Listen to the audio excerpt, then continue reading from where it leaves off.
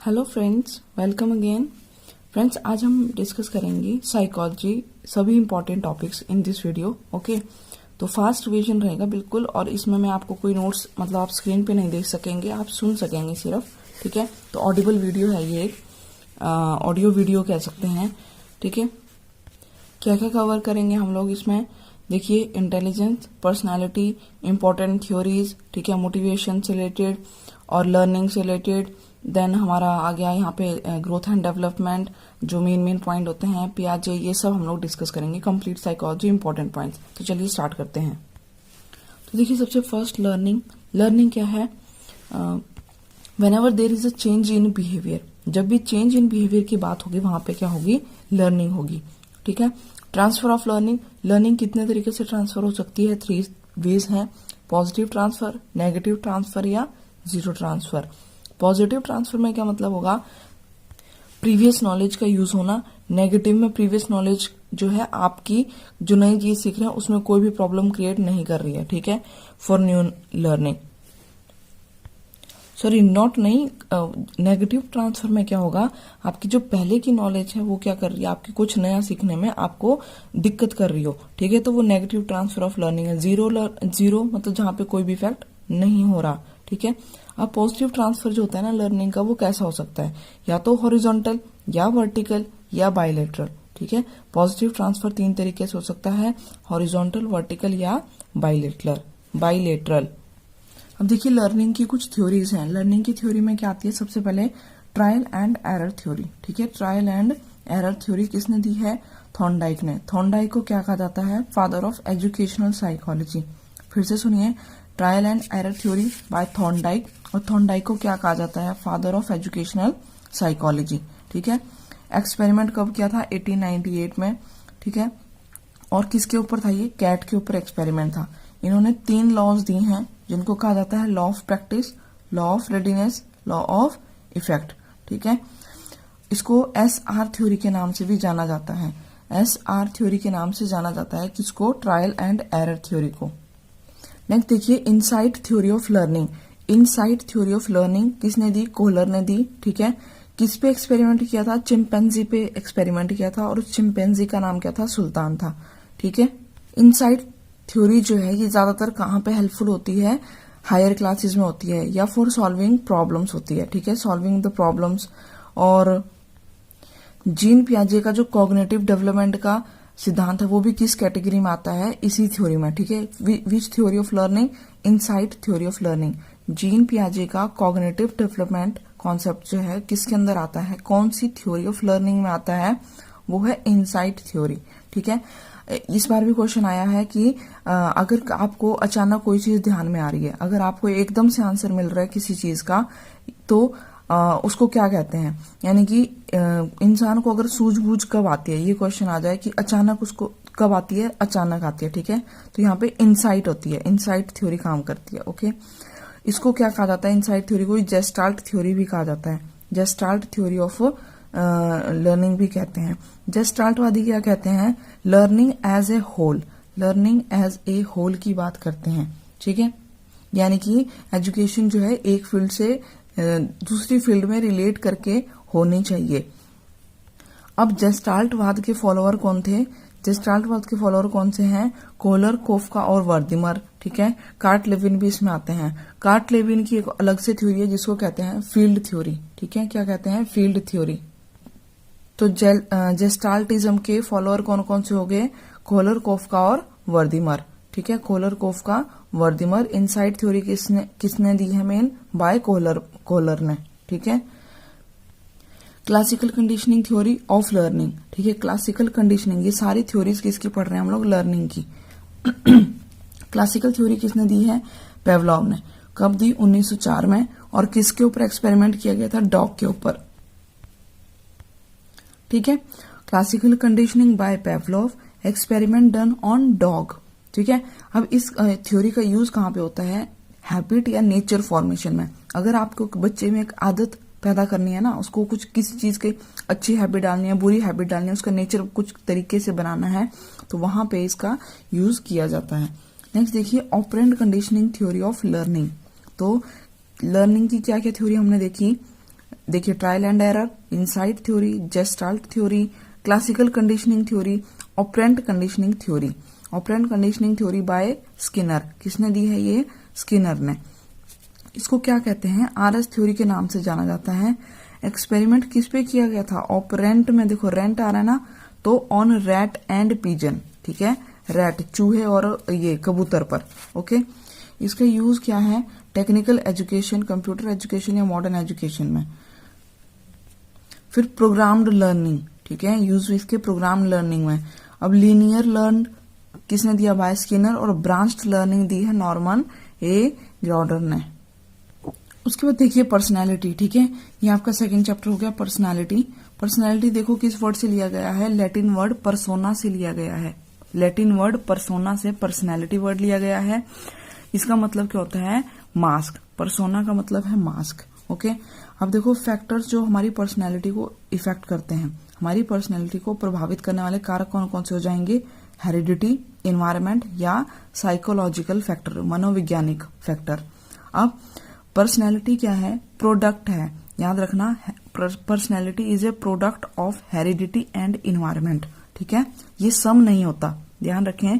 Personality is not the sum of heredity and environment. तो question आता है कि क्या है ये पर्सनैलिटी? क्या है? Heredity multiply environment, heredity plus environment. तो ध्यान रखना है मल्टीप्लाई है ये। ओके, नेक्स्ट देखिए मेजर फैक्टर जो हमारी पर्सनैलिटी को इफेक्ट करता है वो है हमारा इन्वायरमेंट, ठीक है।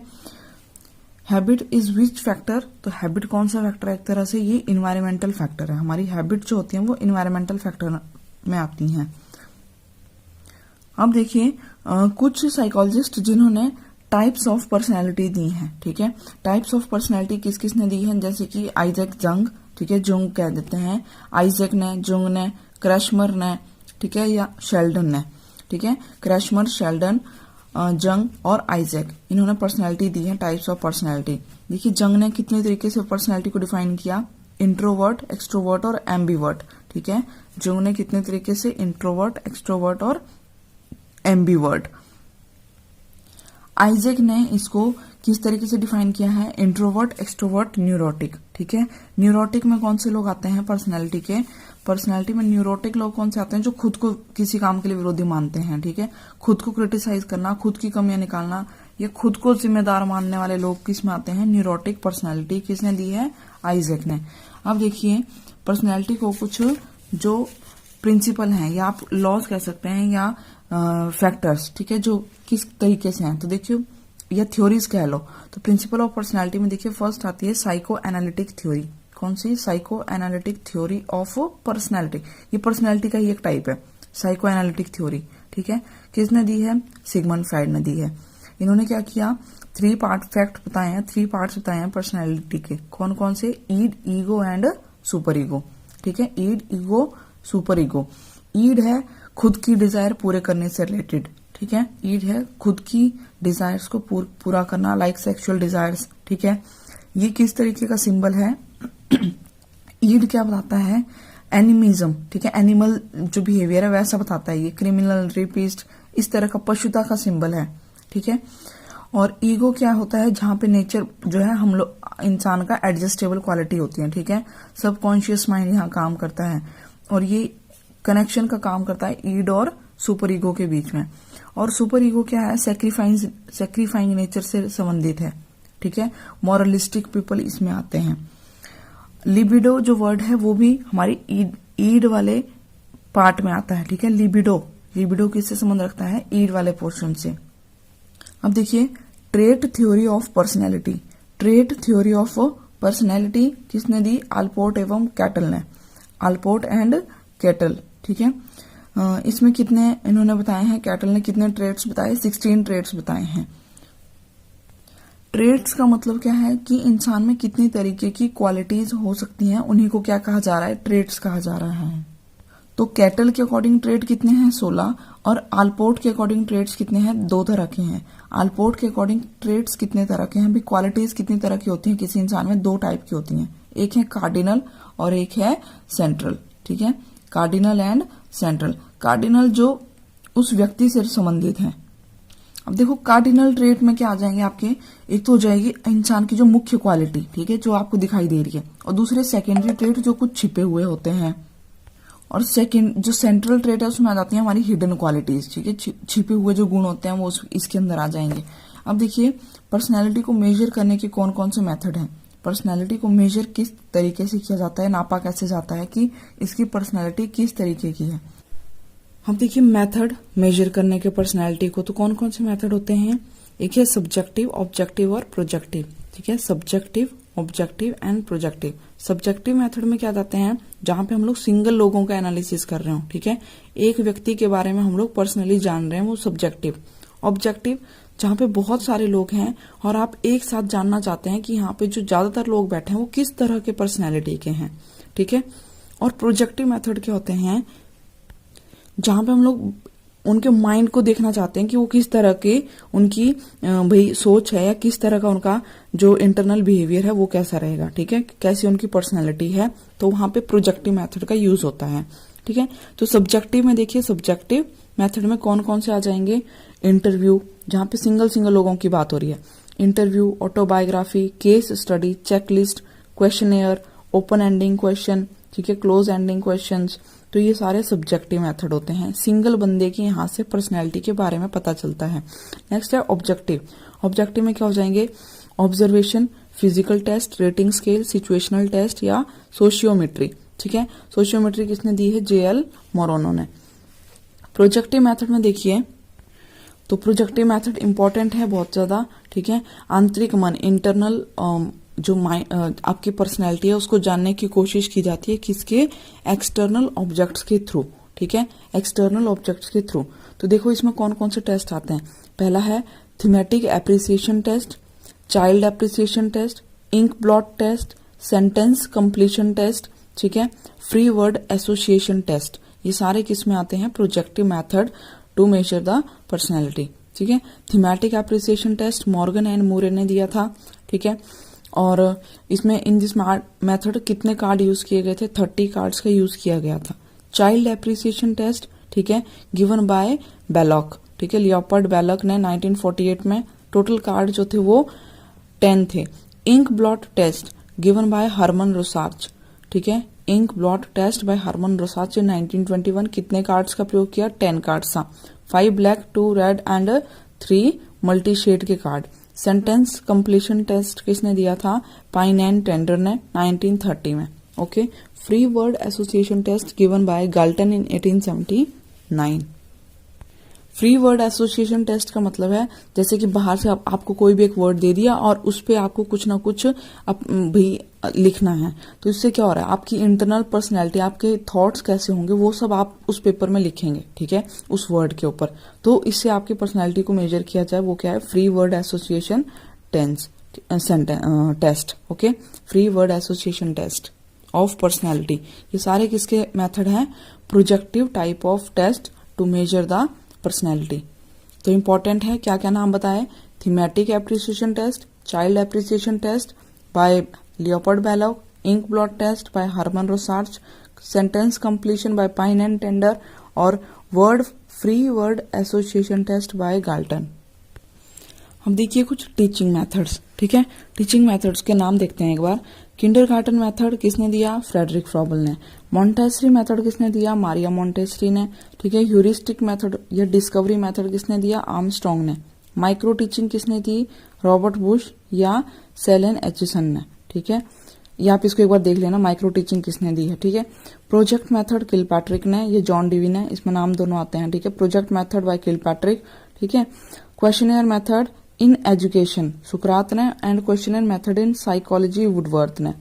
बेसिक एजुकेशन की बात किसने की है, गांधी जी ने, ठीक है। सोशियोमेट्री किसने दी है, जेएल मोरेनो ने। इंट्रोस्पेक्टिव मेथड विलियम वुंड ने, एंड एक्सट्रोस्पेक्टिव मेथड वॉटसन ने। Introspective method by William Wundt and extrospective by Watson, okay. Case history Tiedeman ने। Psycho analytic method Sigmund Freud ने। रेटिंग स्केल ये इसका यूनिवर्सिटी में discovery हुई थी, ठीक है, मैंने बता दिया। Sociometry by Moreno and experimental method by Wundt. अब देखिए मोटिवेशन, मोटिवेशन में किस वर्ड से लिया गया है, मोटम वर्ड, इंटरनल एनर्जी, ठीक है, या अचीव गोल, गोल अपने अचीव करने के लिए इसको बात की जाती है। स्किनर ने क्या कहा इसको, national highway to learning, national highway to learning किसने कहा है, मोटिवेशन को स्किनर ने, ठीक है। दो तरह की मोटिवेशन है, इंटरनल एंड एक्सटर्नल, ठीक है। मोटिवेशन की जो साइकिल है उसमें कौन कौन से कंपोनेंट होते हैं, मोटिवेशन की साइकिल में क्या क्या कंपोनेंट होते हैं, नीड, ड्राइव, इंसेंटिव, ठीक है, नीड, ड्राइव एंड इंसेंटिव। अब देखिए कुछ जो थ्योरीज या आप कह सकते हैं अप्रोच जो कि किससे रिलेटेड है, मोटिवेशन से, मैंने आपको पहले भी ये करवाया था, ठीक है। किस किसने दी है, मैस्लो ने दी है, मैस्लो, मैकडूगल, क्लार्क हल, थॉर्नडाइक, स्किनर, सिगमंड फ्राइड, ठीक है। इन्होंने क्या दी है, अपनी मोटिवेशन पे कुछ ना कुछ थ्योरीज दी हैं। जैसे कि मैकडूगल ने कौन सी थ्योरी दी है, theory of real instinct, Clark Hull की ड्राइव एंड रिडक्शन थ्योरी, ठीक है, थॉर्नडाइक की लॉ ऑफ इफेक्ट, ये मोटिवेशन से रिलेट करती है, स्किनर का रीइंफोर्समेंट का कंसेप्ट, ठीक है, सिगमंड फ्राइड का इरोज एंड थेंटोज। अब देखिए इंटेलिजेंस, ठीक है, इंटेलिजेंस में बिने का रोल काफी ज्यादा है, अल्फ्रेड, ठीक है, बिनेट, और इसमें आईक्यू आपको पता है, आईक्यू किसने दिया, ठीक है, आईक्यू का फॉर्मूला, देन आईक्यू टेबल जिसमें कि बताया गया है 90 to 100, जैसे आईक्यू टेबल में 50 to 90, देखो 50 to 90 पिछड़े बालक यानी कि बैकवर्ड स्टूडेंट आते हैं, 70 to 90 मंद बुद्धि जो धीरे धीरे सीखते हैं, 90 to 100 एवरेज, ठीक है, 100 से 120 तीव्र बुद्धि, फिर 20 to 140 प्रखर बुद्धि, और 140 एंड अबव प्रतिभाशाली, ठीक है। अब देखिए फैक्टर जो इंटेलिजेंस को प्रभावित करते हैं, वन फैक्टर थ्योरी यानी कि फैक्टर को प्रभावित करने वाले कारक या सिद्धांत, तो कौन कौन सी थ्योरीज हैं इंटेलिजेंस की, one factor theory, two factor theory, group factor theory. One factor theory दी बिने ने, किसने दी, बिने ने। Two factor theory by Spearman, ठीक है, इन्होंने क्या क्या जी और एस फैक्टर बताए, कौन कौन से, G and S factor. G factor क्या है, जो जनरल है, बाय बर्थ होता है, एस क्या है, जो स्पेसिफिक फैक्टर है, ठीक है। Two factor theory by Spearman, G and S factor इसमें काम करते हैं। और अब देखिए ग्रुप फैक्टर थ्योरी किसने दी, थर्स्टन एंड कैली ने दी। Multi factor theory by Thorndike, lucid and crystal intelligence by RB Cattell, ठीक है। 3D theory by JP Guilford, 3 dimensional theory by JP Guilford, ठीक है। और फिर देखिए multi intelligence by Harvard Gardner, theory of multiple intelligence by Harvard Gardner, ठीक है। तो क्या क्या बताया, देखो इनमें ध्यान रखना, 3 फैक्टर थ्योरी स्पीयरमैन की है, 3D गिल्फर्ड की है, और ट्रायआर्किक थ्योरी स्टर्नबर्ग की। नेक्स्ट देखिए अब इंटेलिजेंस मेजरमेंट के मेथड, ठीक है, इंटेलिजेंस मेजरमेंट के मेथड। तो इंटेलिजेंस को आप कैसे कैसे नाप सकते हैं, कैसे हम उसकी मापन कर सकते हैं। देखो एक है सब्जेक्टिव, फिर से ऑब्जेक्टिव। सब्जेक्टिव मैंने अभी पर्सनैलिटी वाले में बताया था, जो एक व्यक्ति के लिए टेस्ट हो, ठीक है, एक व्यक्ति का इंटेलिजेंस हम लोग नापने के लिए जो टेस्ट करते हैं वो सब्जेक्टिव। और जो बहुत सारे ग्रुप का एक साथ, जैसे 10 लोग बैठे हैं, हम लोग देखना चाहते हैं कि एवरेज जो है यहाँ बैठे हुए लोगों की इंटेलिजेंस कितनी है, ठीक है, तो ऑब्जेक्टिव टेस्ट का यूज होता है। अब देखो सब्जेक्टिव टेस्ट में जो इंटेलिजेंस के टेस्ट हैं मेजरमेंट के, उसमें 2 आते हैं, कि वर्बल एक है नॉन वर्बल, ठीक है, वर्बल और नॉन वर्बल। वर्बल में कौन कौन से हैं, बिने साइमन टेस्ट और स्टैनफोर्ड बिनेट टेस्ट, ठीक है। नॉन वर्बल में वेशलर और दूसरा पोर्टियस का टेस्ट, ठीक है, पोर्टियस एंड वेशलर। ये शायद इतना इंपॉर्टेंट नहीं है तो आप छोड़ सकते हैं। ऑब्जेक्टिव में 2 टेस्ट आते हैं, अल्फा टेस्ट और बीटा टेस्ट, ठीक है, अल्फा टेस्ट और बीटा टेस्ट। इंडिया में अगर इंटेलिजेंस टेस्ट की बात की जाए तो गिवन बाय डॉक्टर राइस, ठीक है, डॉक्टर राइस। और इमोशनल इंटेलिजेंस को किसने ज्यादा फैलाया है, किसने इसके बारे में ज्यादा इसको इंट्रोड्यूस एक्सपेंड किया था, तो वो थे डेनियल गोलमैन, ठीक है, गोलमैन। और कैटल की है देखो कल्चरल इंटेलिजेंस, कैटल का कल्चरल इंटेलिजेंस का टेस्ट, ठीक है। और रेबन जो है उनका प्रोग्रेसिव मैट्रिक्स। अब देखो साइकोलॉजी से रिलेटेड स्कूल्स, ठीक है, स्कूल्स ऑफ साइकोलॉजी के बारे में। तो मोटा मोटा भाई कौन से जो व्यक्ति हैं वो किस उसमें आते हैं, या स्ट्रक्चरल तो फटाफट बस देख लो, आप सुन लो बस। स्कूल्स ऑफ साइकोलॉजी में देखो, साइकोलॉजी वर्ड सबसे पहले किसने यूज में लाया? रुडोल्फ कोकल ने, ठीक है। एरिस्टोटल ने साइकोलॉजी को क्या कहा था? Study of soul, study of soul. और जॉन लॉक ने क्या कहा था इसे? स्टडी ऑफ माइंड, ठीक है, स्टडी ऑफ माइंड। और जो क्वेश्चन इस बार 20 में आया है देखो क्या, कि psychology first lost its soul, mind and now some consciousness and now some sort of behaviour is left, है ना। पहले इसने सोल अपनी क्या क्या क्या लॉस किया? सोल, माइंड, कॉन्शियसनेस, और अब क्या रह गया है? कुछ बिहेवियर रह गया है। तो ये लाइन किसने दी है? ये दी है वुडवर्थ ने, ठीक है, इसने दी है ये वुडवर्थ ने। क्या बताया? साइकोलॉजी पहली बार किसने यूज किया? रुडोल्फ कोकल ने, ठीक है। एरिस्टोटल ने इसे सोल की स्टडी कहा, जॉन लॉक ने माइंड की स्टडी कहा, और वुडवर्थ ने क्या कहा कि एक स्टेटमेंट दी कि psychology lost its soul, mind, consciousness, और अब क्या बचा है? इसमें एक बिहेवियर लेफ्ट बचा हुआ है। तो ये लाइन वुडवर्थ की है। अब देखो स्ट्रक्चरलिज्म, जो स्ट्रक्चरलिज्म स्कूल है, ठीक है, वो किसके द्वारा दिया गया? विलियम वुंड, ठीक है, किसके द्वारा? William wound. विलियम वुंड ने सबसे पहले क्या किया? लेबोरेटरी स्थापित की थी, ठीक है। इसने कौन सा मेथड दिया? इंट्रोस्पेक्शन मेथड दिया, बता चुकी हूं। फादर इनको कहा जाता है एक्सपेरिमेंटल साइकोलॉजी का, तो विलियम वुंड को फादर ऑफ एक्सपेरिमेंटल साइकोलॉजी भी कहा जाता है, ठीक है। और दूसरा देखो फंक्शनलिज्म, फंक्शनलिज्म में विलियम जेम्स आते हैं। कौन सी बुक लिखी है? विलियम जेम्स की एक बुक है principles of psychology. Principles of psychology किसने लिखी? बुक विलियम जेम्स ने, ठीक है। इनको क्या कहा जाता है? विलियम जेम्स को फादर ऑफ मॉडर्न साइकोलॉजी कहा जाता है, ठीक है। नेक्स्ट देखिए साइको एनालिसिस। साइको एनालिसिस में देखो कौन आते हैं? सिगमंड फ्रायड, ठीक है, सिगमंड फ्रायड। और इन्होंने 3 माइंड के बारे में बताया, 3 माइंड्स के बारे में बताया, और एक बुक भी लिखी है, जिस बुक है इनकी, वो कौन सी है? Interpretation of dreams, interpretation of dreams, ठीक है। इन्होंने क्या कहा? Dreams are the reflection of our conscious mind, कि जो ड्रीम्स हैं वो क्या है? हमारे कॉन्शियस माइंड की ही रिफ्लेक्शन होती हैं। नेक्स्ट देखो बिहेवियरिज्म। बिहेवियरिज्म क्या है? जॉन ब्रॉडस वॉटसन, यानी कि जेबी वॉटसन की इसके फादर हैं। तो बिहेवियरिज्म स्कूल, जो स्कूल ऑफ बिहेवियरिज्म, उसके फादर कौन है? जेबी वॉटसन, ठीक है। इनकी एक स्टेटमेंट है क्या? Give me a dozen of children and I will make them whatever you want, या कैसे इसको बोलते हैं? तो दूसरे तरीके से कैसे इस स्टेटमेंट को कहा गया कि give me a child and tell what you want him to be, ठीक है, मुझे कोई बच्चा दीजिए एंड बताइए कि आप उसे क्या बनाना चाहते हैं? अ लॉयर, डॉक्टर और ए थीफ, ठीक है, लॉयर, डॉक्टर या एक चोर। तो ये स्टेटमेंट किसने कही है? ये भी जेबी वॉटसन ने कही है। तो उनका क्या कहने का मतलब था कि बच्चे को ना जैसा हम बनाना चाहेंगे हम उसको वैसा बना सकते हैं, ठीक है। उन्होंने क्या था? ये एक एक्सपेरिमेंट किया था किस पे? बच्चा था एक, जिसको एल्बर्ट कहते हैं, ठीक है, 11 महीने का एल्बर्ट बच्चा है। क्या किया? उसके साथ उसको सॉफ्ट टॉय दे दिया, ठीक है। सॉफ्ट टॉय देने पे पीछे से जो है जैसे भयानक सी आवाज आती थी, तो सॉफ्ट टॉय को भी बच्चा जो है उससे भी डरने लगा, क्योंकि उसको लगता था कि अगर मैं इसको पकड़ूंगा तो कोई, ठीक है, भयानक आवाज आएगी, यानी कैसे समझ लो शेर की आवाज आ रही है, ठीक है, पीछे से। तो सॉफ्ट टॉय से वो डरने लगा, तो उसकी क्या कर दी उसने? यहाँ पे कनेक्शनिज्म की बात हो रही है, ठीक है। और बिहेवियरिज्म स्कूल में ही कौन कौन आते हैं? स्किनर, पेवलॉव, हल, थॉर्नडाइक, वुडवर्थ, टॉलमैन, ये सारे बिहेवियरिज्म में आते हैं। नेक्स्ट देखिए जेस्टाल्टवाद, जेस्टाल्टिज्म, जेस्टाल्टवाद, ठीक है, इसके बारे में भी हमने बात की, इनसाइट थ्योरी से रिलेटेड है। तो देखो जेस्टाल्टिज्म में कौन कौन आते हैं? Kohler, Koffka and Kurt Lewin, Kohler, Koffka, Kurt Lewin, Wertheimer, ठीक है। वर्दाइमर जेस्टाल्टिज्म के फादर कौन है? Who is the father of Gestalt school of psychology?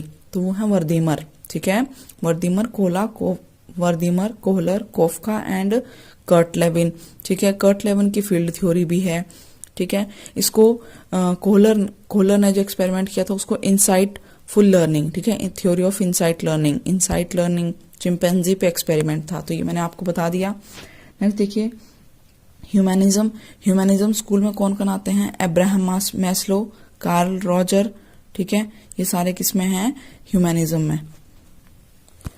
अब देखिए नेक्स्ट चैप्टर जो है या नेक्स्ट टॉपिक वो है चाइल्ड डेवलपमेंट, ठीक है, ग्रोथ एंड डेवलपमेंट। क्या क्या क्वेश्चन इसमें से आते हैं देखिए, सुनिए फटाफट, ठीक है।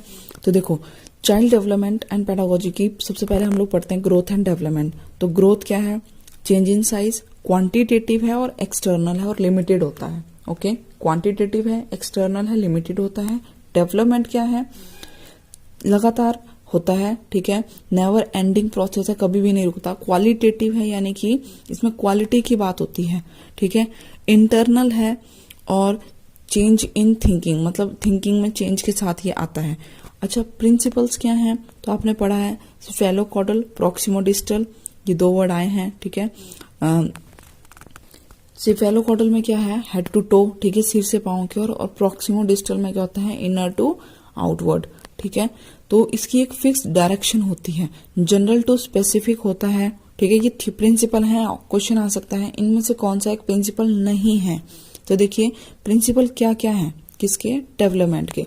सो the principle of development are principle of continuity, मतलब कंटिन्यूअस है, क्या है, डेवलपमेंट कंटिन्यूअस है, चलता रहता है। डेवलपमेंट स्पाइरल होता है, ठीक है, स्पाइरल डेवलपमेंट चलता है। फिर एक सिमिलर पैटर्न थ्योरी, मतलब सिमिलर पैटर्न में डेवलपमेंट होता है। ऐसा नहीं है कि इंडिया के बच्चे आज पैदा हुआ कल चलने लग जाएंगे और दुनिया में बाकी जगह जो है बच्चे कैसे भी अपनी नॉर्मल स्पीड से, पहले वो इन्फेंसी फिर चाइल्डहुड, इस तरह से। तो सारे कहीं पे भी बच्चा है वो ग्रोथ का सेम पैटर्न फॉलो करेगा, ठीक है। तो ये सब आगे प्रिंसिपल्स। अब नेक्स्ट देखिए स्टेजेस में।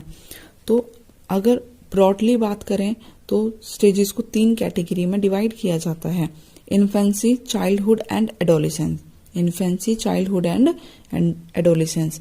इन्फेंसी क्या होती है, 0 to 5 ईयर्स तक, ठीक है। वैसे 0 to 2 है, लेकिन हम ब्रॉडली अगर कैटेगरी में डिवाइड करें, मतलब मोटा मोटा इनको बांटें, तो 0 से 5 हमारी इन्फेंसी आती है, 5 से 12 हमारी चाइल्डहुड है, और 12 से 18 एडोलेसेंस होती है, ठीक है। अब देखो इन्फेंसी के इंपॉर्टेंट पॉइंट। इन्फेंसी क्या है, बेस ऑफ लाइफ है, ठीक है। इसमें बच्चा क्या होता है, सेल्फ सेंटर्ड होता है, ठीक है। तो अगर क्वेश्चन आ जाए किस स्टेज में बच्चा सेल्फ सेंटर्ड है, तो इन्फेंसी में, ठीक है। किस स्टेज में जो है इमोशन आना बच्चे में शुरू हो जाते हैं, इमोशंस, ठीक है, बिगिंस, स्टार्ट होते हैं, वो है इन्फेंसी। लैंग्वेज लर्निंग, मतलब एक्वायरिंग करना, वो सीखना कहाँ से शुरू कर देता है, उसको पूरी भाषा आ नहीं जाती, वो जस्ट एक्वायर करना शुरू कर देता है, धीरे धीरे वर्ड सीखना शुरू करता है, तो इन्फेंसी में, ठीक है। अच्छा, इन्फेंसी की सबसे खास बात, इसमें जो है फिजिकल डेवलपमेंट मैक्सिमम होता है। तो किस स्टेज में बच्चे का फिजिकल डेवलपमेंट सबसे अधिक होता है, वो है इन्फेंसी, ठीक है। आप देखते होंगे जब बच्चा होता है उसका साइज क्या है, और आप 2 साल में देखिए बच्चा जो बिल्कुल गोद में था, अपनी जगह पे पलट भी नहीं सकता है, वो 2 साल तक होते होते क्या है, चलना कूदना भागना दौड़ना सब शुरू कर देता है, ठीक है। तो बहुत ज्यादा फिजिकल डेवलपमेंट होता है इन्फेंसी में। अब देखिए चाइल्डहुड। तो चाइल्डहुड को ना 2 पार्ट में बांटा जाता है, अर्ली और लेटर चाइल्डहुड, ठीक है। अर्ली, लेटर, मिडल, इनमें से क्वेश्चन आते हैं। तो आप डिपेंड करता है कि आपको जो ग्रुप दे रखा है वो क्या है, उसके हिसाब से, है ना। चाइल्डहुड को क्या कहा जाता है, क्यूरियोसिटी एंड क्वेश्चनिंग की एज, ठीक है। स्कूल एज इसको कहते हैं, ठीक है, school going age. Golden age भी बच्चों का इसी को कहा जाता है, ठीक है। गैंग एज इसको कहते हैं, ठीक है। पोस्ट चाइल्डहुड को स्पेशली क्या कहा जाता है, गैंग एज। पोस्ट चाइल्डहुड क्या आ जाएगी, अगर देखो अर्ली चाइल्डहुड की बात की जाए तो यहाँ 3 to 5 में आ जाएगा, ठीक है। 5-6 तक कह सकते हो आप, 3 to 6 तक हम लोग, या 7 तक क्या कह सकते हैं, अर्ली चाइल्डहुड, और 7 से फिर 12 तो क्या कह सकते हैं, लेटर चाइल्डहुड, ठीक है। तो पोस्ट चाइल्डहुड या लेटर चाइल्डहुड में गैंग एज आती है। एज ऑफ टॉयज, या तो प्री चाइल्डहुड, या कोई कह दे तो पोस्ट इन्फेंसी, या फिर ऑप्शन में नहीं हो तब इन्फेंसी आप करेंगे, ठीक है। Age of toys. Socialisation begins, समाजीकरण जो है शुरू किस में होता है, चाइल्डहुड में शुरू हो जाता है, ठीक है। मेंटल डेवलपमेंट मैक्सिमम होता है किस स्टेज में, वो है चाइल्डहुड। तो इस स्टेज में बच्चे का जो मानसिक विकास है ना वो सबसे ज्यादा होता है, ठीक है। जो चाइल्डहुड है उसको फॉल्स मैच्योरिटी भी कहा जाता है। क्या कहते हैं, फॉल्स, यानी कि जैसे फॉल्स क्या होता है, गलत, है ना, तो फॉल्स मैच्योरिटी इसको कहा जाता है, छद्म परिपक्वता, ठीक है। बेस्ट पीरियड फॉर लर्निंग, सीखने का सबसे बेस्ट पीरियड होता है बच्चों का चाइल्डहुड एज, ओके। नेक्स्ट देखिए एडोलेसेंस। एडोलेसेंस क्या होती है, लॉट ऑफ चेंजेस, ठीक है, लॉट ऑफ चेंजेस इस एज में होते हैं। एज ऑफ चेंजेस कहा जाता है इसे, ठीक है। एज ऑफ डे ड्रीमिंग भी इसी को कहा जाता है। और इसमें क्या हो जाता है, गैंग में अपने जो फ्रेंड गैंग है, सोसाइटी है, उसमें क्या होता है, बच्चा डीपली इन्वॉल्व हो जाता है, ठीक है। Age of struggle and storm, stress, storm, strain, ये सब अगर वर्ड आ जाएं तो ये किस में आते हैं, एडोलिसेंस में आते हैं, ठीक है। मतलब ये ऐसी एज होती है जब बच्चा बहुत ज्यादा कंफ्यूज होता है, ठीक है। द्वंद्व, अब खुद से ही वो एक तरीके से लड़ रहा होता है, ठीक है, क्योंकि उसकी बॉडी में चेंजेस हो रहे हैं, वो कई चीजों को एक्सेप्ट नहीं करता है, सोसाइटी के साथ उसके इंटरेक्शंस कैसे हो रहे हैं, ठीक है। तो यहाँ पे सोशल डेवलपमेंट मैक्सिमम होता है बच्चे का, ठीक है, सोशल डेवलपमेंट मैक्सिमम। तो एक तरह से देखा जाए तो एडोलेसेंस में फिजिकल, सोशल, इमोशनल डेवलपमेंट, तीन सब कुछ एक साथ चल रहा होता है, ठीक है। तो इसको क्या कहा जाता है, एज ऑफ इमोशंस भी कहा जाता है, फुल ऑफ इमोशंस, ओके। तो ये थे हमारे इन्फेंसी, चाइल्डहुड और एडोलेसेंस के कुछ इंपॉर्टेंट पॉइंट्स। अब देखते हैं नेक्स्ट। अच्छा, एक डिसेबिलिटी सुन लीजिए 2-4, ठीक है। देखो, डिसलेक्सिया क्या होती है, डिसलेक्सिया किस तरह की डिसेबिलिटी है, लर्निंग डिसेबिलिटी है, ठीक है, रीडिंग लर्निंग डिसेबिलिटी। अगर क्वेश्चन में डिसग्राफिया ना लिखा हो और डिसलेक्सिया ही ऑप्शन में हो तो आप रीडिंग राइटिंग डिसेबिलिटी किसे कहेंगे, डिसलेक्सिया को ही कहेंगे, ओके। पर अगर सिर्फ लिखने से संबंधित पूछा हो कि राइटिंग डिसेबिलिटी कौन सी है, तो देखो राइटिंग डिसेबिलिटी होती है डिसग्राफिया, ठीक है। डिसकैलकुलिया मैथ कैलकुलेशन से, डिस्थेमिया जिसमें शारीरिक कमजोरी हो, शरीर से रिलेटेड है, ठीक है। डिसग्लोसिया क्या है, मानसिक से है। डिस्प्रेक्सिया क्या है, चलने से रिलेटेड है, ठीक है, डिस्प्रेक्सिया। और डिस्पुलिया है, बोलने से संबंधित। डिसफेजिया बोलने से संबंधित है, डिसफेजिया, ठीक है। डिसएर्फिया ये भाषण देने से संबंधित है। हाइपरलेक्सिया, हाइपरलेक्सिया मतलब आपने कोई बात समझ में आ गया लेकिन उसको बता नहीं पा रहे हो, ठीक है। अलेक्सिया जिसमें शब्द विकार हो, ठीक है, वर्ड प्रॉब्लम हो कुछ, तो वो अलेक्सिया। अब देखिए कुछ वर्ड हैं जो एग्जाम में आ रहे हैं, जैसे कि रिग्रेशन, एसिमिलेशन, प्रोजेक्शन या इम्पोज, सब्लिमेशन। तो इनका क्या मतलब होता है, देखो हाँ, कई बार क्या होता है लाइफ में सिचुएशंस कुछ आती हैं तो हमें उनके हिसाब से एडजस्ट करना पड़ता है ना। लेकिन जब कोई बंदा एडजस्ट नहीं कर पाता तो वो क्या करता है, तो ये एडजस्टमेंट में आ गए, ठीक है। तो वो एडजस्ट नहीं कर पाता, उस केस में वो क्या करता है, देखो अगर आप किसी चीज में एडजस्ट नहीं हो रहे हो तो क्या करोगे, या तो वहां से भागने की कोशिश करोगे, तब तो इस्केप हो गया, ठीक है। दूसरा होता है सब्लिमेशन, जैसे कि आपने कुछ गलत किया है या आप उसको नहीं एक्सेप्ट कर पा रहे हो, लेकिन आप क्या कहोगे कि अपनी बात को ही सही करने की कोशिश करोगे, तो वो है सब्लिमेशन, ठीक है। अपनी बात को ही सही बताना, मानने की कोशिश करना, वो बात सही नहीं है लेकिन आप मान रहे हैं कि वो सही है, ठीक है, तो वो सब्लिमेशन है। प्रोजेक्शन क्या होगा या इम्पोज करना क्या होगा, भी आपने किसी पे थोप दी अपनी बात, ठीक है, कि भाई मेरा एग्जाम क्रैक नहीं हुआ क्योंकि मेरे पास बुक्स नहीं थी, तो आपने बुक्स के ऊपर थोप दी कि मेरे पास बुक्स नहीं थी, या उन्होंने मुझे लाके नहीं दी, या उन्होंने मुझे नहीं पढ़ाया, ठीक है।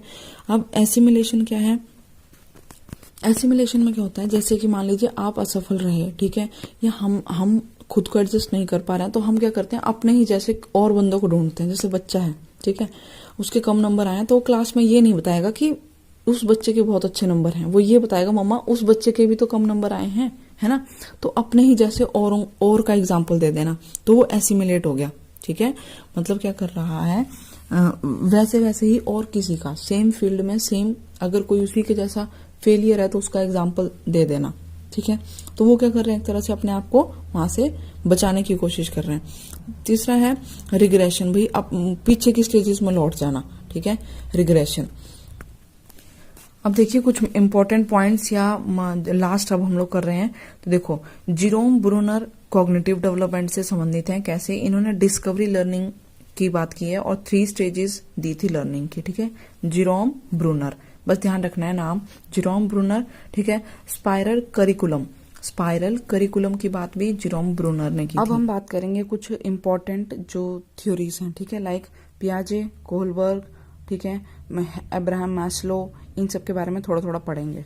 तो जो इंपॉर्टेंट पॉइंट है वो आपने ध्यान रखने हैं, ठीक है। इंपॉर्टेंट पॉइंट्स हम लोग डिस्कस कर रहे हैं। अच्छा, उससे पहले कुछ वन लाइनर मैं आपको बता रही हूँ, प्लीज ध्यान से सुनिए। बेसिक एजुकेशन के बारे में किसने बताया? महात्मा गांधी ने, ठीक है। Theory of multiple intelligence, Harvard gardener. LAD की फुल फॉर्म क्या है? Language acquisition device. Language acquisition device Noam Chomsky से रिलेटेड है, ठीक है। क्वेश्चनियर मेथड वुडवर्ड्स ने दिया था। अच्छा, Electra and complex. Electra and complex ये किससे रिलेट करते हैं? सिगमंड फ्राइड से। गर्ल्स लव टुवर्ड्स फादर, इसको क्या कहा जाता है? गर्ल्स लव टुवर्ड फादर, मतलब जो लड़कियों का प्यार होता है अपने फादर के लिए, उसको क्या कहा जाता है? इलेक्ट्रा, ठीक है। और इलेक्ट्रा कॉम्प्लेक्स बोलते हैं। और जो बॉयज का लव होता है, यानी कि एक जो लड़का है, बच्चा है, बॉय है, उसको अपना माँ के लिए जो प्यार होता है उसको कहा जाता है ऑडिपस कॉम्प्लेक्स, ठीक है। तो इन दोनों को कहते हैं Electra and Oedipus complex. These are given by Sigmund Freud, ठीक है। अब देखिए थ्योरीज, ठीक है। थ्योरीज में कौन सी सबसे ज्यादा इंपॉर्टेंट है? पियाजे। पियाजे ने कौन सी थ्योरी दी? कॉग्निटिव डेवलपमेंट, और इनका एक मोरल डेवलपमेंट भी है, ठीक है। तो देखो मॉरल डेवलपमेंट ना दो लोगों ने दिया है, एक है Kohlberg stages of moral development और दूसरा पियाजे का कॉग्निटिव मॉरल डेवलपमेंट। तो अगर क्वेश्चन में आता है कि मॉरल डेवलपमेंट किस किस ने बताया है, तो पियाजे एंड कोहलबर्ग दोनों ने बताया है। पर अगर पियाजे ऑप्शन में ना हो तो क्या होगा? सिर्फ कोहलबर्ग, ओके। तो अब सबसे फर्स्ट बात करेंगे पियाजे कॉग्निटिव डेवलपमेंट, ठीक है। पियाजे का कॉग्निटिव डेवलपमेंट कितनी स्टेजेस में था? 4 स्टेजेस में। पियाजे ने 4 स्टेजेस दी कॉग्निटिव डेवलपमेंट की, जिसमें है sensory motor stage, pre operational, concrete operational और फॉर्मल ऑपरेशनल, ठीक है। ये 4 स्टेजेस हैं। पहले में बिल्कुल बेसिक सेंसेस की बात करते हैं। प्री ऑपरेशनल में, प्री ऑपरेशनल स्टेज में बच्चे के पास क्या नहीं होता है? कंजर्वेशन और रिवर्सिबिलिटी कैरेक्टरिस्टिक नहीं आते हैं, ठीक है। कंक्रीट ऑपरेशन स्टेज में बच्चा रिवर्सिबिलिटी और कंक्रीट जो कंजर्वेशन है उसको समझ जाता है, और फॉर्मल ऑपरेशन में उसको एब्स्ट्रैक्ट चीजों की नॉलेज पूरी तरह से हो जाती है, ठीक है। एब्स्ट्रैक्ट थिंकिंग फॉर्मल में आ जाती है। अच्छा, पियाजे से संबंधित कुछ टर्म्स हैं, जैसे कि एकोमोडेशन, एडेप्टेशन, एसिमिलेशन और इक्विलिब्रियम स्कीमा। देखो ध्यान से सुनो, स्कीमा क्या होता है? स्कीमा है आपने कोई चीज, बच्चे ने कोई चीज देखी और उसको लेके अपने माइंड में कोई इमेज बना ली। छोटा बच्चा है, ठीक है। अब क्या हुआ, उसके सामने कोई दूसरी चीज आई, अब वो उसको भी उसी से रिलेट कर रहा है, ठीक है। जैसे कि डॉग हो गया, कैट हो गई, तो उसने कैट को लेके एक स्कीमा तैयार किया, भाई 4 पांव है, मूंछ है, इस तरीके से उसकी आंखें हैं। अब डॉग उसके सामने आया, डॉग का बच्चा, वो उसको भी कैट ही समझ रहा है। अब क्या है, उसको उसमें कुछ चेंज करना है कि नहीं, इसमें और इसमें फर्क होता है। तो जो एग्जिस्टिंग स्कीमा है, मतलब जो उसके दिमाग में पहले से भरा हुआ है, उसमें उसको कुछ चेंज करना है, तो उसको एसिमिलेशन कहा जाता है। Kohlberg stages of moral development, ठीक है। कोहलबर्ग की स्टेजेस है मोरल डेवलपमेंट की। तो कोहलबर्ग की थ्योरी जो है, यानी कि कोहलबर्ग मॉरल डेवलपमेंट जो थ्योरी है, ये कितने लेवल में है? इसमें देखो 3 लेवल बताए गए और इसमें 6 स्टेजेस हैं। हर एक लेवल में 2-2 स्टेज हैं। तो अगर क्वेश्चन आ जाए कि कोहलबर्ग की थ्योरी में कितने लेवल्स थे, तो 3 लेवल हैं। और कितने स्टेज हैं? 6 स्टेज हैं, ठीक है। हर लेवल में 2 स्टेज है, ठीक है। तो अगर मोटी बात करें तो पहले लेवल में जो होती है ना, इसमें क्या होता है, बच्चे 4 साल से 10 साल के बीच के बच्चे आते हैं और क्या करेंगे ज्यादातर, जैसे कि ओबीडियंट होंगे और रिवॉर्ड पाने के लिए, यानी कि कुछ पाने के लिए, जैसे उनको चॉकलेट मिलेगी इसलिए वो काम कर रहे हैं, ठीक है। सेकंड स्टेज में आ जाती है गुड इंटरपर्सनल रिलेशनशिप, ठीक है, और मेंटेनिंग सोशल ऑर्डर। जो सेकंड लेवल है आपका, उसमें 2 स्टेजेस हैं, 3 और 4, ठीक है। इसमें मेंटेनिंग सोशल ऑर्डर और गुड इंटरपर्सनल रिलेशनशिप, ये 2 स्टेज हैं। फिर लेवल 3 में ना सोशल कॉन्ट्रैक्ट एंड जो आपकी यूनिवर्सल एथिकल प्रिंसिपल्स हैं उनकी बात होती है। तो इसमें देखो, अगर आपको आ जाता है कि बच्चा गुड बॉय गुड गर्ल बनना चाहता है, तो ये कौन सी स्टेज है, ठीक है, कौन से लेवल है, ऐसे क्वेश्चन आ जाते हैं। तो गुड बॉय गुड गर्ल ये किस में आता है आपका? स्टेज 3, ठीक है। गुड इंटरपर्सनल रिलेशनशिप्स इस स्टेज में ही आता है। नेक्स्ट है अब Erik Erikson's theory of psycho social development. तो साइको सोशल डेवलपमेंट की थ्योरी किसने दी है? एरिक एरिक्सन ने, ठीक है। क्या बताया उन्होंने इसमें? उन्होंने बताया है, देखो 8 स्टेज बताई है और किस किस के बीच में है, जैसे कि कन्फ्लिक्ट बताए। तो इसमें क्या बताया गया कि एरिक्सन कहते हैं भाई बच्चा जो है अलग अलग स्टेजेस, उन्होंने 8 स्टेज में बांटा और क्या कहा, हर स्टेज में बच्चा जो है कुछ कन्फ्लिक्ट्स, मतलब उसके ना जैसे कि खुद के थॉट से ही कुछ ना कुछ उसको विरोधाभास होता रहता है। मतलब विरोध में चीजें भी होती हैं, जैसे कि आप किसी पे ट्रस्ट कर भी सकते हैं या नहीं भी कर सकते, है ना। अब किस पे करें किस पे ना करें, तो आप कुछ उसके लिए सेट करते हैं अपने माइंड में। तो वही चीज है कि जैसे कि इन्होंने फर्स्ट स्टेज की बात की है, ट्रस्ट वर्सेस मिसट्रस्ट। तो वो कहाँ से कहाँ तक है, बर्थ टू 1.5 ईयर है। इसमें क्या बताया कि बच्चा जैसे अपने पेरेंट्स के पास, मदर के पास सबसे ज्यादा सेफ फील करता है, तो वो उस पर ट्रस्ट कर रहा है, ठीक है। अगर हो सकता है कोई और जब उसको गोद में लेता है तो वो रोना शुरू करता है, या उसको अच्छा नहीं लग रहा है, या कह सकते हैं कि वो उसके लिए ट्रस्टवर्दी नहीं है, ठीक है। तो इस तरीके से इन्होंने 8 स्टेजेस बताई। तो देखिए, पहली है बर्थ से लेकर 1.5 साल तक, क्या है, ट्रस्ट वर्सेज मिसट्रस्ट। फिर है autonomy versus shame and doubt, 1.5 साल से 3 साल। फिर 3 से 6 साल में है इनिशिएटिव वर्सेज गिल्ट। फिर 6 से 12 में है इंडस्ट्री वर्सेज इंफीरियरिटी, ठीक है। फिर 12 से 20 साल में आती है उसकी आइडेंटिटी वर्सेज रोल कंफ्यूजन। फिर है इंटीमेसी वर्सेज आइसोलेशन, 20 से 45 साल तक। उसके बाद 45 से 65 तक है जनरेटिविटी वर्सेज स्टैग्नेशन। एंड फिर 65 ईयर के बाद की उसकी आती है ईगो इंटीग्रिटी वर्सेज डिस्पेयर। तो इस तरीके से 8 स्टेजेस जो एरिक एरिक्सन की साइको सोशल डेवलपमेंट थ्योरी में है, ठीक है। अच्छा, हेरिडिटी एंड इन्वायरमेंट, ठीक है। हेरिडिटी एंड इन्वायरमेंट की जो थ्योरी है उसे नेचर नर्चर थ्योरी भी कहा जाता है। अब देखिए, वाइगॉत्स्की की सोशल डेवलपमेंट थ्योरी है, ठीक है। फिर एल्बर्ट बंडूरा की कौन सी थ्योरी है, social learning theory by Albert Bandura. तो क्या परफॉर्म किया गया था, बॉबोडॉल एक्सपेरिमेंट किया है, ठीक है। Social learning theory by Albert Bandura से क्या रिलेटेड है, बॉबोडॉल एक्सपेरिमेंट, ठीक है। सीखने की प्रक्रिया में देखो, इनके में कुछ वर्ड्स यूज होते हैं जैसे कि अटेंशन, रिटेंशन, रिप्रोडक्शन, मोटिवेशन, ठीक है। और जब क्या होता है, बच्चा किन किन पॉइंट्स को यूज करता है, तो सबसे पहले वो उनको देख के सीखता है ना। तो देख के सीखने के लिए कौन से वर्ड यूज किए गए थे इनकी थ्योरी में, ऑब्जर्वेशन, इमिटेशन एंड मॉडलिंग, ठीक है।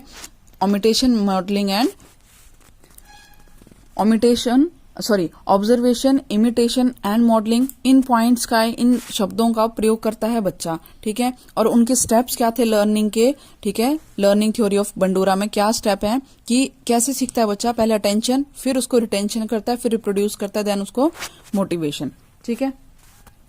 अब नेक्स्ट देखिए, हायरार्की ऑफ नीड्स, यानी कि अब्राहम मैस्लो की हायरार्की ऑफ नीड्स। तो क्या कहा गया कि जो ह्यूमन है, जो मनुष्य है, उसका जीवन ना हमेशा खालीपन से भरा रहता है, ठीक है। या वो हमेशा खालीपन को दूर करने के लिए कुछ ना कुछ अपनी जरूरतें पूरी करता रहता है, या उसको जरूरतें होती हैं कुछ उनको पूरा करने की। तो इसी में बताया गया कि जो मैस्लो ने हायरार्की दी, मतलब एक सीरीज जैसी दी है, ठीक है, इसको कहते हैं हायरार्की ऑफ नीड्स। तो ये किसकी थ्योरी है, नीड्स की में आती है, मोटिवेशन की थ्योरी में आती हैं। ये मैंने आपको बता दिया मोटिवेशन का पहले इस वीडियो में। अब देखिए, इसमें 5 स्टेजेस हैं। सबसे नीचे से ऊपर की तरफ बन रहा है एक ट्रायंगल, मान लीजिए। तो सबसे नीचे होती है हमारी फिजियोलॉजिकल नीड्स, या बायोलॉजिकल नीड भी कहा जाता है इनको, ठीक है। तो शारीरिक जरूरतें, सबसे पहले बंदा अपनी फिजिकल नीड्स पूरी करता है। फिर सेकंड में आती है सेफ्टी, थर्ड में आता है लव एंड बिलोंगिंग नीड्स, फिर फोर्थ में एस्टीम, और 5th में है सेल्फ एक्चुअलाइजेशन, ठीक है। 5th में है सेल्फ एक्चुअलाइजेशन। तो देखिए, 2nd से लेके 5th तक की जो नीड है ना, वो सारी सोशल नीड है, जबकि जो सबसे पहली नीड है वो है उसकी बायोलॉजिकल नीड, ठीक है। तो क्वेश्चन आ जाता है कि मैस्लो की हायरार्की में बायोलॉजिकल नीड कौन सी स्टेज पे है, तो बायोलॉजिकल नीड सबसे पहली वाली को बायोलॉजिकल नीड्स कहा जाता है।